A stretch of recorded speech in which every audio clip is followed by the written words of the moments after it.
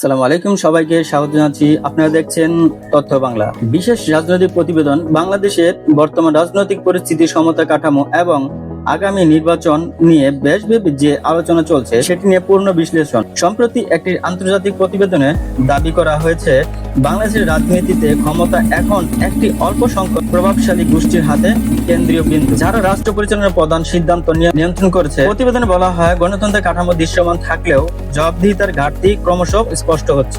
Report প্রকাশের পর দেশের রাজনৈতিক অঙ্গনে ব্যাপক আলোচনা তৈরি হয়েছে। সরকারি দল বলছে দেশের উন্নয়ন স্থিতিশীল ও নিরাপত্তার কারণে শক্ত নেতৃত্বের প্রয়োজন। অন্যদিকে বিরোধী দল দাবি করছে মনবিরোধ দমনে স্বাধীন মত প্রকাশের সুযোগ কমে গেছে। আগামী নির্বাচনের সামনে রেখে রাজনৈতিক দলগুলো মাঠে নেমে পড়েছে। বিশেষ করে তরুণ ভোটারদের প্রভাব এবার উল্লেখযোগ্য হবে বলে ধারণা করা হচ্ছে। রাজনৈতিক পর্যবেক্ষণ করে বলা হয়েছে, নির্বাচন ঘনিয়ে আসার সাথে সাথে সরকারি বিরোধী ও দ্বিপক্ষের বক্তব্য আরো তীব্র এবং রাস্তাঘাটে রাজনৈতিক কর্মসূচি বাড়তে পারে।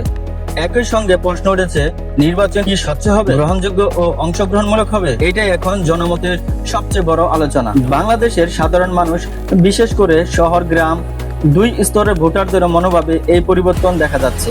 অনেকেই বলছে, জীবনযাত্রার খরচ, কর্মসংস্থান, নিরাপত্তা এবং দেশের ভবিষ্যৎ রাজনৈতিক পরিবেশ এসব তাদের মূল উদ্বেগের জায়গা। ভোটারদের একটি বড় অংশ মনে করেন, যে দল ক্ষমতায় আসুক, মূল চ্যালেঞ্জ হবে সুশাসন এবং জবাবদিহিতা প্রতিষ্ঠা করা। তরুণ প্রজন্মের মধ্যে রাজনীতি নিয়ে আগ্রহ বাড়লেও এক ধরনের হতাশাও কাজ করছে। তারা পরিবর্তন চাইছেন, কিন্তু সেই পরিবর্তন কিভাবে হবে তা নিয়ে স্পষ্ট দিক নির্দেশনা পাচ্ছে না। বর্তমানে রাজনৈতিক আলোচনায় সোশ্যাল মিডিয়া সবচেয়ে বড় ভূমিকা রাখছে। রাজনৈতিক দলগুলো যেমন ফেসবুক, ইউটিউব, টিকটক ব্যবহার করছে, তেমনই সাধারণ মানুষের এক খোলা মনে মত প্রকাশ করছে। তবে বিশ্লেষকরা বলেছেন, এই সোশ্যাল মিডিয়া রাজনীতির কখনো কখনো গুজব, বিভ্রান্তি ও তথ্যযুদ্ধের সৃষ্টি করে, যা নির্বাচনী পরিবেশকে জটিল করতে পারে। গণমাধ্যমের ভূমিকা তাই এখন অত্যন্ত গুরুত্বপূর্ণ, কারণ মানুষ প্রকৃত তথ্য জানতে চায়, বিশেষ করে নির্বাচনের সময়।